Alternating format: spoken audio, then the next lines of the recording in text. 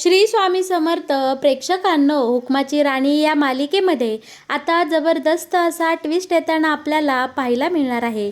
मालिकेमध्ये आता इकडे इंद्राला राणीमध्ये तनिषा दिसते आणि राणीला जोरदार ढकलून आपला इंद्रा आता तडक बाहेर निघालेला असतो. डोक्यामध्ये खूप राग असतो आणि त्याला स्वतःचीच खूप कीव येत असते. त्यामुळे आता इंद्रा रागाच्या भरात, भावनेच्या भरात काहीतरी गैर करणार असं राणीला वाटतं आणि राणीसुद्धा इंद्राच्या पाठोपाठ लगोलग इकडे आलेली आपल्याला पाहायला मिळणार आहे.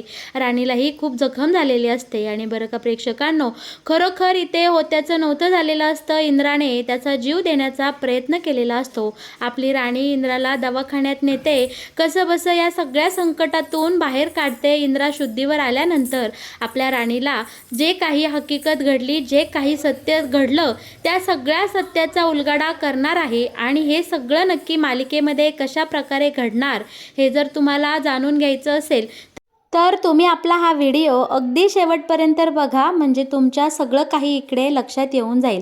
तर प्रेक्षकांनो, आता इकडे मालिकेमध्ये राणी इंद्राच्या हनीमूनची सगळ्यांनी इकडे जोरदार तयारी केलेली असते. आपल्या रत्नाईने इकडे इंद्राला छान काजू बदाम शिवाय इकडे खजूर खायला आणून दिलेला असतो. तितक्यात तिथे मालती येते आणि रत्नाईला बोलते की चला आपल्याला किचनमध्ये काम आहे.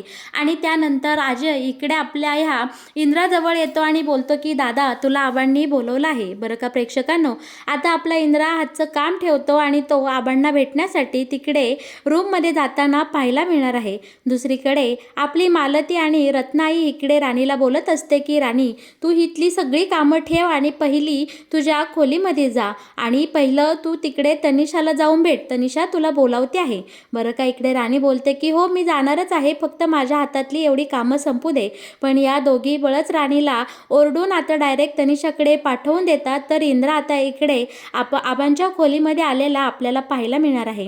आबांच्या खोलीमध्ये इंद्रा आल्यानंतर आबा इंद्रासोबत एकदम गोडगोड बोलत असतात आणि इंद्राला सांगतात की इंद्रा, तुझ्यासाठी मी हा शर्ट आणला आहे, तुला कसा वाटला हा शर्ट आणि हा परफ्यूम? तू मस्तपैकी लाव आणि छानपैकी तयार हो. इंद्रा बोलतो की कशासाठी हे? पण इकडे आता आपली मालती आणि रत्नाई ह्या मागून येऊन बोलतात की इंद्रा, तुझ्यासाठी खूप छान सरप्राईज आहे. सरप्राईज? आता इकडे प्रेक्षकांनो, इंद्राला काहीतरी छान वाटत असतं. मालती आणि रत्नाई बोलते की जास्त प्रश्न विचारू नकोस, तू फक्त तुला मिळालेलं हे सरप्राईज एन्जॉय कर. दुसरीकडे या तनिषाने राणीला बोलावून घेतलेलं असतं आणि राणीला बोलत असते की राणी, सगळी काही तयारी झाली आहे ना? आता इकडे राणी बोलते की हो, ऑलमोस्ट सगळी तयारी मी करून ठेवली आहे, फक्त आता माझी तयारी राहिली आहे. तेव्हा तनिषा इकडे राणीला बोलते की मी तुला एक सुचवू का? तू आज छानपैकी लाल कलरची साडी घाल. राणी बोलते माझ्याकडे लाल कलरची साडी नाही हो. तर तनिषा बोलते की अगं, एखादा ड्रेस तर असेल ना? तेव्हा राणी बोलते की हो, माझ्याकडे एक लाल कलरचा ड्रेस आहे, तो मी घालते.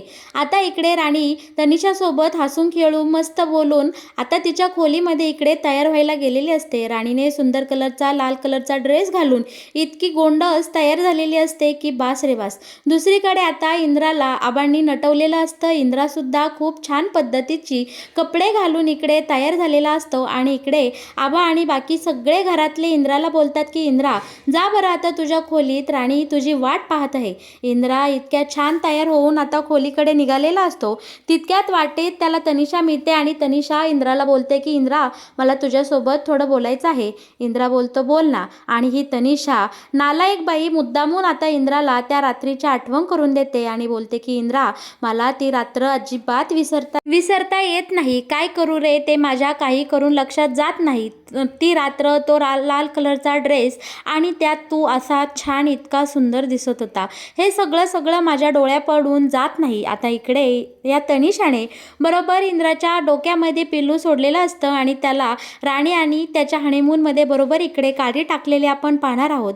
आता इंद्रा बोलतो की बरं, तुझं बोलून झालं असेल तर मी जाऊ का? तू कसलं टेन्शन घेऊ नको, सगळं काही ठीक होईल. आता इकडे तनिषा बोलते की हो, नक्कीच जा, राणी तुझी वाट पाहत असेल. उर्मिला या दोघांचंही बोलणं लपून छपून ऐकत असते. आणि बरं का, इंद्रा निघून गेल्यानंतर ही उर्मिला तनिषाजवळ येते आणि मस्तपैकी दोघी एकमेकींना टाळ्या देत बोलतात की कसली भारी ॲक्टिंग केली ग तू. आता इंद्रा खोलीमध्ये गेलेला असतो. खोलीतल्या सगळ्या लाईटी ऑफ असतात आणि राणी इकडे फक्त इंद्रा येण्याची वाट पाहत असते. इतका सुंदर माहोल तयार झालेला असतो असतो. आता इंद्र आणि राणी अगदी एकरूप होईल असं सगळ्यांना वाटत असतं. सगळेजण खुश असतात. पण या तनिषाने मात्र इंद्राच्या भोवती इंद्रा राणीच्या संसाराला एक वेगळा सुरुंग लावलेला आपल्याला इकडे पाहायला मिळणार आहे. बरं का, आता इकडे इंद्रा खोलीमध्ये आल्यानंतर आपल्या राणीने एक एक करून छानपैकी इकडे मेणबत्त्या पेटवलेल्या असतात. रात्रीच्या अंधारात राणीने खूप सारी स्वप्न रंगवलेली असतात की आता माझा इंद्रा येईल आणि आम्ही दोघंही आमच्या सुखी संसाराची एक पायरी पुढे जाऊ. आमच्या प्रेमामध्ये आता काहीतरी बदल होईल असं राणीने स्वप्न पाहिलेलं असतं. कारण राणी आणि इंद्रामध्ये आजवर काहीही घडलेलं नसतं. त्या दोघांचंही एकमेकांवर खूप सारं प्रेम असतं. पण त्यांच्यामध्ये जे सगळं काही नवरा बायकोचं नातं घडून जायला हवं ते मात्र घडलेलं नसतं. बरं का प्रेक्षकांनो, आता राणी इंद्रा आल्यानंतर मेणबत्ती घेऊन जवळ जाते. इंद्राला बोलते की अहो, आज मी तुम्हाला माझं सर्वस्व देणार आहे. एक स्त्री एखाद्या पुरुषाला तेव्हा सर्वस्व देते जेव्हा तो पुरुष तिच्या आवडीचा असतो आणि तिच्यासाठी खूप स्पेशल असतो. इंद्राला राणीचे हे सगळे बोलणं ऐकून खूप छान वाटत असतं. त्यालाही मनोमन खूप आनंद झालेला असतो. पण प्रेक्षकांनो, इकडे आपली राणी जशी का इंद्राच्या जवळ जाते आणि प्रेमाचे 4 शब्द बोलू लागते, त्या लाल ड्रेसमध्ये इंद्राला त्या राणीच्या वेशामध्ये आता तनिषा दिसू लागलेली असते. आणि तनिषाचं ते बोलणं, तनिषाचं ते सगळं वागणं आता इंद्राला आठवतं आणि इंद्राचा इकडे पुरता मूड गेलेला आपल्याला पाहायला मिळणार आहे. इंद्राचा सगळा मूड गेलेला असतो, तो डिस्टर्ब झालेला असतो. पण इकडे त्याला घडीत राणी दिसत असते तर घडीत ती तनिषा. खरं तर आता ह्या लाल ड्रेसच्या आणि या तनिषाच्या इंद्राच्या मनात खूप वाईट आणि खूप घाणेरड्या आठवणी असतात. राणी इंद्राला मिठी मारते, जवळ जाते आणि बोलते की आता आपल्यातला हा दुरावा संपवण्याची वेळ आली आहे. आणि प्रेक्षकांनो, इकडे राणीने इंद्राला मिठी मारताच त्याला त्या तनिषाचा घाणेरडा स्पर्श आठवतो आणि इंद्रा इकडे आपल्या राणीला डायरेक्ट जोराचा ढकलून देतो. आणि प्रेक्षकांनो, इकडे राणीच्या डोक्याला खूप डेंजर दुखापत झालेली आपल्याला पाहायला मिळणार आहे. इंद्रा मोठ्याने ओरडतो, माझ्याजवळ यायचा तू प्रयत्न करू नको. तसं केलंस तर माझ्यासारखा वाईट माणूस नाही. तू मला अजिबात आवडत नाही. खरं तर इंद्रा हे सगळं राणीसाठी नाही तर तनिषासाठी बोललेला असतो. पण इकडे राणीचा खूप मोठा आता गैरसमज झालेला असतो. राणीला जोरदार ढकलून देऊन इंद्रा डायरेक्ट खोलीबाहेर गेलेला असतो. राणीला नक्की काय झालं कळत नसतं. राणीच्या डोक्याला इकडे खूप मोठी दुखापत झालेली आपल्याला पाहायला मिळणार आहे. तिचं इकडे डोकं फुटलेलं असतं. इंद्रा रागातडाके घराबाहेर निघून गेलेला असतो. तो नुसता घराबाहेर नाही तर संपूर्ण ह्या माडिकांच्या बंगल्याच्या गेटाबाहेर रागाने निघून गेलेला असतो. राणीला नक्की काय करावं कळत नाही. राणीसुद्धा थोड्या वेळ सुधीर होते. पण आता ती स्वतःला सावरते आणि इंद्राच्या पाठोपाठ लगेच धावत पळत गेलेले आपल्याला पाहायला मिळणार आहे. राणी विचार करते की इंद्रजित असं वागणार नाही. पण इंद्रजितला नक्की काय झालं असेल, ते असं का वागले, या प्रश्नाचं उत्तर शोधण्यासाठी आता राणी सुद्धा इंद्राच्या पाठीमागे गेलेली आपल्याला पाहायला मिळणार आहे. इंद्रा मात्र इकडे रागाच्या भरात सरळ कुठेतरी निघून गेलेला असतो आणि राणी सुद्धा त्याच्या पाठी गेलेली असते. आता बरं का, इकडे राणीला जाता जाता अनेक मनामध्ये प्रश्न येत असतात की नक्की असं काय झालं. त्यांचं तर माझ्यावर खूप प्रेम होतं, मग ते असे का वागले. त्यांनी मला असं ढकलून का दिलं असेल. नक्की त्यांना कसलं टेन्शन आलं असेल. त्यांच्या मनामध्ये काहीतरी खूप दिवस झाले खुपतंय. पण नक्की काय खुपतंय या प्रश्नाचं उत्तर मला फक्त इंद्रजितच देऊ शकतात. म्हणून राणीसुद्धा इकडे इंद्राच्या शोधात त्याच्या पाठोपाठ गेलेली, त्याचा पाठलाग करत गेलेली आपल्याला पाहायला मिळणार आहे. आणि प्रेक्षकांनो, आपला इंद्राला आता सगळं काही इकडे कळून चुकलेलं असतं की आपण रागेवैतागे तनिषाला नाही तर राणीला ढकलून आलो आहे. राणीसोबत खूप आपण वाईट वागलो. या गोष्टीचा इंद्राला आता इकडे पश्चाताप झालेला असतो. इंद्रा विचार करत असतो की मी राणीसमोर आता कोणत्या तोंडाने जाऊ. देवा, माझ्या हातून हे काय होऊन बसलं. मी करायला गेलो एक आणि माझ्या हातून घडलं भलतंच. या सगळ्यामध्ये राणीची काय चूक आहे. देवा, माझं काय चुकलं रे. त्या दिवशी नक्की काय घडलं हे मला पूर्णपणे आठवत नाही. आणि या तनिषाने माझं डोकं पुरतं बंद करून टाकलं आहे. आहे, सारखा तोच विषय, सारखं तेच. मला सारखं गिल्ट आलं आहे की मी राणीला फसवत आहे आणि आता माझी सहनशक्ती पुरती संपली आहे. सतत होणारा हा त्रास आणि राणीला फसवल्याचं गिल्ट घेऊन आता मी जगू शकत नाही. आणि इंद्राच्या मनामध्ये आता इकडे बाहेर चालता चालता नाना प्रकारचे प्रश्न उपस्थित झालेले असतात आणि इकडे इंद्रा विचार करतो की बास, हे असलं घाणेरडं आयुष्य जगण्यापेक्षा हे आयुष्य नसलेलं बरं. आणि इंद्रा मनाशी म्हणतो की राणी, मला माफ कर, आपली सोबत इथवरच होते, आता मी जगू शकत नाही आणि मी पुन्हा तुला माझं हे घाणेरडं तोंडही दाखवू शकत नाही. आणि विचाराने आपला इंद्रा आता जाऊन जीव द्यायला निघालेला असतो आणि तो आपल्या जीवाचं काही बरं वाईट करून घेणार. तोच इकडे राणी त्याच्या पाठोपाठ आलेली असते. पण आपल्या राणीला इंद्राजवळ जायला उशीर होतो. इंद्राने होत्याचं नव्हतं करून ठेवलेलं असतं. इंद्रा त्याच्या जीवाशी इकडे खेळायला आपल्याला पाहायला मिळणार आहे. कशाबशा त्या अवस्थेमध्ये राणी इंद्राजवळ जाते. इंद्राला बोलते की अहो इंद्रजीत, असं काय करता, तुम्हाला नक्की काय झालं, तुम्ही हे काय करून बसलात. राणी इंद्राला विचारत असते की अहो अहो उठा ना, डोळे उघडा, अहो काय करता. आता इकडे इंद्रा अर्धशुद्धीत असतो आणि इंद्राच्या तोंडून फक्त एकच शब्द येत असतं की राणी, मला माफ कर, तुला फसवायचा माझ्या मनात कधीही हेतू नव्हता. तुझ्यासोबत मला खूप चांगलं आयुष्य जगायचं होतं, पण माझ्या हातून खूप मोठी चूक झाली आहे, माझ्या हातून खूप मोठी चूक झाली आहे, मला जगायचा अधिकार नाही.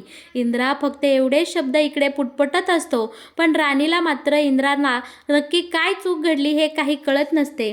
अशा जखमी अवस्थेमध्ये आता आपली राणी इंद्राला हॉस्पिटलाइज करते. इंद्राला एका चांगल्या दवाखान्यात घेऊन जाताना आपल्याला पाहायला मिळणार आहे. इंद्रा दवाखान्यात आता असतो.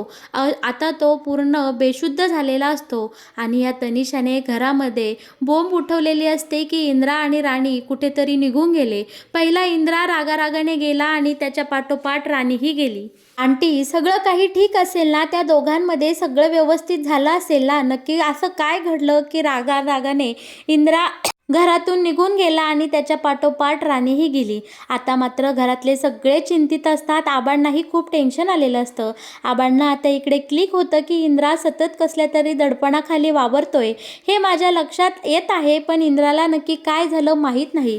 आता राणी आणि इंद्रा जेव्हा घरी परतून येतील तेव्हाच ते आपल्याला त्यांच्या सगळ्या प्रश्नांची उत्तरं देतील असं आबा मालती, इंद्राई आणि इकडे अजयला बोलत असतो. पण ही तनिषा मात्र आगीत तेल ओतायचा प्रयत्न करत असते की नाही, राणीचंच नक्की काहीतरी चुकलं असेल. इंद्रा असं राग कुठं निघून जाणाऱ्यातला मुलगा नाही. नक्की घडलं काय हे आपल्याला काही अंदाज नाही. तनिषाला इकडे सगळं काही कळलेलं असतं. तनिषा आणि उर्मिला एकमेकांकडे पाहून खूप दात काढत असतात आणि एकमेकांना खुणवत असतात की आपला प्लॅन इकडे सक्सेसफुल झाला आहे. दुसरीकडे आपल्या इंद्रावर हॉस्पिटलमध्ये खूप चांगले उपचार होत असतात. राणी देवाला साकडं घालत असते. गणपती बाप्पाला बोलत असते की बाप्पा, माझ्या नवऱ्यावर आलेलं संकट दूर कर, या संकटातून माझ्या नवऱ्याची सुटका कर. आणि बरं का प्रेक्षकांनो, आता इकडे अखेरीस राणीच्या प्रयत्नांना यश आले असतं आणि गणपती बाप्पाला केलेली प्रार्थना आता फळाला आलेली असते आणि इकडे इंद्रा शुद्धीवर आलेला असतो. इंद्रा शुद्धीवर आल्यावर पहिलं नाव राणीचं घेतो आणि बोलतो की मला इथे कोणी आणलं आणि माझी राणी कुठं आहे. बरं का, इंद्रा शुद्धीवर आल्याबरोबर डॉक्टरांनी लगेच इकडे राणीला कळवलेलं असतं आणि बोलतात की ह्या राणी कोण आहेत, त्यांना इंद्रजीत बोलवत आहेत. आता राणी पटकन इंद्राजवळ जाते. इंद्राच्या हातात हात घेते आणि खूप मोठ्याने रडते, अगदी हंबरडा फोडते की इंद्रजीत, तुम्ही असं का केलं, तुम्हाला जर काही झालं असतं तर मी जगू शकले नाही, माझाही प्राण गेला असता, तुम्ही असं का केलं, नक्की तुम्ही कसल्या दडपणाखाली आहे, एकदा मला बोलून तर बघा. अहो तुमची बायको खूप मोठी वकील आहे, मी लोकांचे प्रॉब्लेम अशी चुटकीसरशी सोडवते, तर मी तुमचा प्रॉब्लेम सोडवणार नाही का. एक लक्षात ठेवा, आपण एकमेकांचं नातं स्वीकारण्याआधी आपण एकमेकांचे चांगले मित्रमैत्रिणी झालो आहोत ना, मग एक मैत्रीण या नात्याने तुम्हाला ज्याचा कोणत्या गोष्टीचा त्रास होतोय ती गोष्ट माझ्याकडे व्यक्त करा. आणि आता इकडे इंद्राही विचार करतो की बास झाली ही सगळी लपवाछपवी, अखेर तो दिवस आला आहे की राणीला आता हे सगळं सत्य कळलं पाहिजे. आणि आपला इंद्रा अशा आजारी अवस्थेतच राणीला सगळं सत्य सांगू लागतो. राणी पुढे आता सगळ्यात मोठ्या सत्याचा उलगडा झालेला आपण इकडे पाहणार आहोत. सांगतो की त्या रात्री तुम्ही नवस फेडायला गेला तेव्हा तनिषा घरी आली. तनिषाने मला खूप सारी दारू पाजली, खायला प्यायला घातलं आणि त्या रात्री आमच्यामध्ये नक्की काय घडलं हे मला आठवत नाही. मला जिथपर्यंत आठवते तिथपर्यंत मी तनिषासोबत कसलंही गैरवर्तन केलं नव्हतं. पण तनिषा मला असं म्हणते की तू माझ्यासोबत सगळं काही करून बसला आहे आणि या सगळ्याचं मला खूप मोठं गिल्ट आलं आहे राणी. पण मला आठवतं आहे की मी तिच्यासोबत असं वागूच शकत नाही, कारण माझं फक्त तुझ्यावर आणि तुझ्यावरच प्रेम आहे.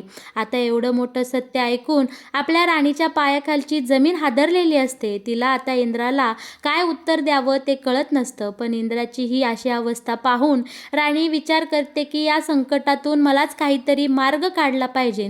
ती गणपती बाप्पाला बोलते की देवा, प्लीज मला या संकटातून बाहेर येण्यासाठी काहीतरी मार्ग दाखव.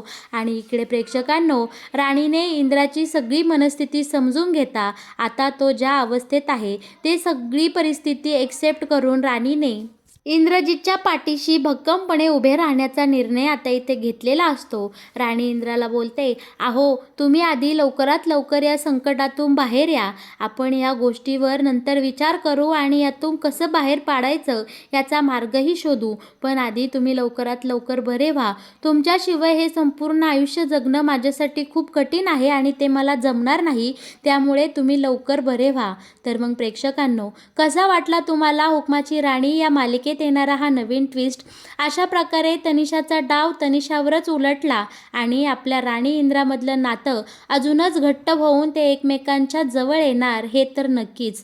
तर या मालिकेचे असेच नवनवीन अपडेट जर तुम्हाला सगळ्यात आधी जाणून घ्यायचे असतील तर तुम्ही आपल्या या व्हिडिओला नक्की लाईक करा आणि हो, आपल्या चॅनलला सबस्क्राईब केल्याशिवाय अजिबात कुठे जाऊ नका. आणि तुम्ही माझा हा व्हिडिओ अगदी शेवटपर्यंत पाहिला यासाठी तुम्हा सर्वांचे इकडे मी मनापासून आभार मानते. आणि या मालिकेचे असेच नवनवीन ट्विस्ट पाहण्यासाठी तुम्ही आपल्या चॅनलसोबत नेहमीच जोडलेले राहा अशी मी तुम्हा सगळ्यांना विनंती करते. धन्यवाद.